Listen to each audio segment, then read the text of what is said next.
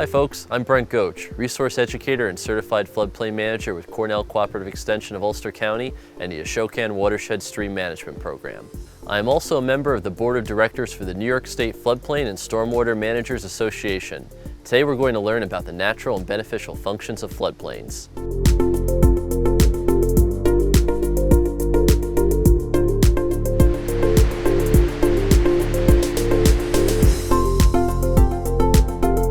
Floodplains are dynamic natural areas that are often overlooked or taken for granted. Yet they contain some of our most important natural and cultural resources.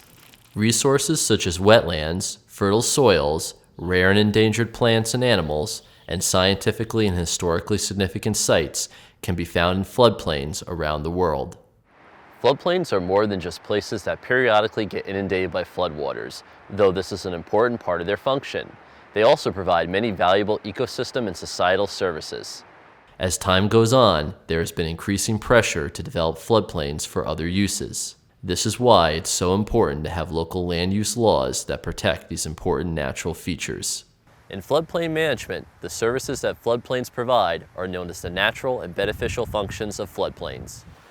They can be broken up into three main areas: water resources, biological resources, and societal resources, with each of these categories having several subcategories below them. We'll explore each of these in this video, but first, let's talk briefly about what a floodplain is.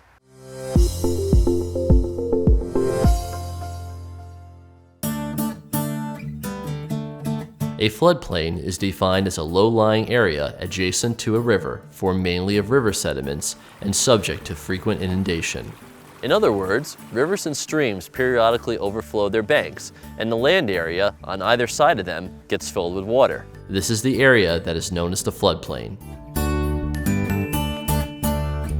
Rivers and streams are dynamic systems.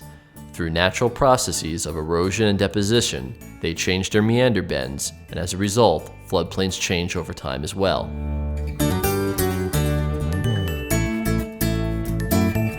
The first category we'll discuss is water resources. This includes anything that has to do with the impact on the Earth's natural hydrologic processes. Under this category, there are three main sections, including natural flood storage and erosion control, surface water quality and maintenance, and groundwater recharge. We'll talk about natural flood storage and erosion control first. Floodplains are a natural place for high waters to go and help to reduce peak elevations of the flood. 1 acre of land that is flooded 1 foot deep holds about 330,000 gallons of water. By keeping floodplains undeveloped, this keeps floodwaters from damaging structures placed in them and also prevents the water from moving further inland to damage buildings that may have once been out of harm's way. Rivers and streams that do not have an accessible floodplain tend to erode their stream banks more than rivers and streams that do. Floodplains with native vegetation reduce erosion because native riparian plants have evolved deep, intricate root systems to stay in place during a high flow. As water passes over this native vegetation, they bend with the flow of water. This helps reduce flood velocities, reducing erosion even more, and creating less hazardous conditions for structures located in or near floodplains.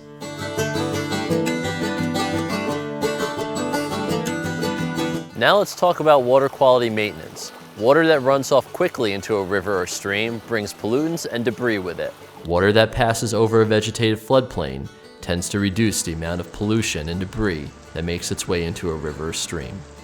As floodwaters pass over floodplains, they drop off silt particles that help to increase nutrients in the soil. Vegetated floodplains, especially those with trees and larger shrubs, have a shading effect on the water.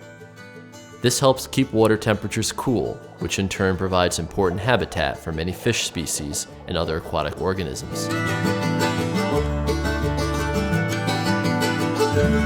Now let's discuss groundwater recharge. Floodplains also provide avenues to recharge the groundwater system.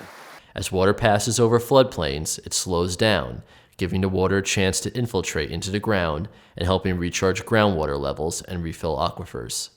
Without this natural infiltration, groundwater levels would drop to dangerously low levels. That in turn would cause rivers, streams, and wells to run dry.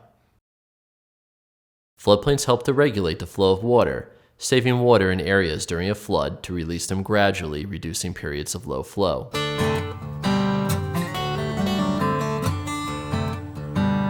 The next category we'll discuss is biological resources. This refers to the resources and functions that benefit large and diverse populations of plants and animals found in floodplains, as well as the ecological activity that occurs there. The main sections for this include biological productivity and fish and wildlife habitat. Biological productivity and fish and wildlife habitat are inextricably linked, so we'll talk about them together. Both coastal and riverine floodplains support large and diverse populations of plants and animals. Riparian areas are habitats that are located in the transition area between fully aquatic habitat and more upland or dry ground areas. This transition zone, which almost always contains floodplains, harbors a broad array of species, including rare and endangered species. Floodplains contain a critical source of food and nutrients for aquatic, riparian, and upland ecosystems. Vegetation in the floodplain provides shade that many other types of animals, particularly fish species, need to survive.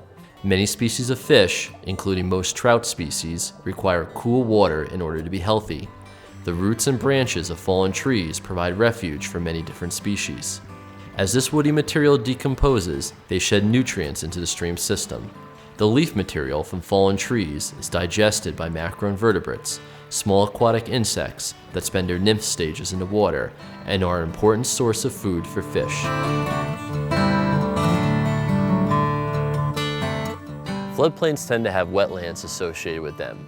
Wetlands offer critical habitat for a variety of plants and animals, including many endangered species, and are often one of the only sources of water during drought conditions. They also hold onto water to help with groundwater recharge.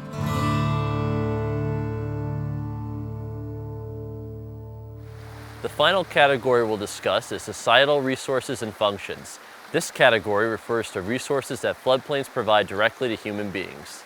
The three main sections of this category include harvested products, recreational opportunities, and areas for scientific study and outdoor education.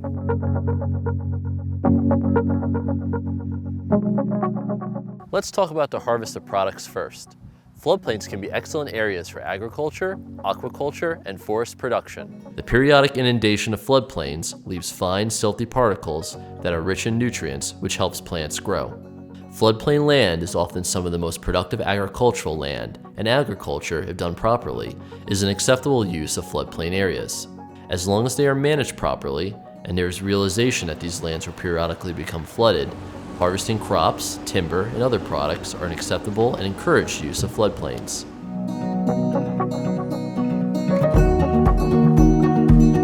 Now we'll talk about recreational opportunities. Floodplains are attractive because of their recreational potential. They provide access to rivers, streams, and surrounding land for hunting, fishing, camping, boating, and other recreational pursuits. In recent years, there's been a huge increase in interest in outdoor recreation and ecotourism from people looking for an escape from urban life. The COVID-19 pandemic has only further highlighted the desire by many to recreate in an environment that is less dense than many indoor locations and safe from a public health and infectious disease standpoint. The tourism dollars brought by visitors to locations with floodplain areas helps improve the local economy and often results in jobs for local residents.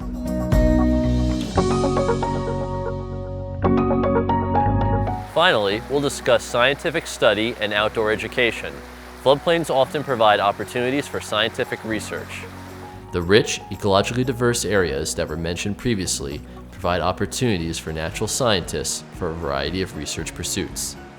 Many rare plants and animals can only be found in riparian areas or floodplains. The knowledge learned from studying these areas results in scientific discoveries that can benefit people. Stream managers spend a lot of time in floodplains, taking cross-sections and other measurements to determine if the stream is stable and what its proper dimensions are. This is important information to know when designing stream restoration projects. Floodplains also provide archaeologists and historians with opportunities to learn about how past people lived. In the United States, Native American tribes often had encampments in floodplains, and European colonists often built their settlements in floodplains. By conducting research in floodplains, we learn valuable information on how these people lived, and we can then help to preserve that history.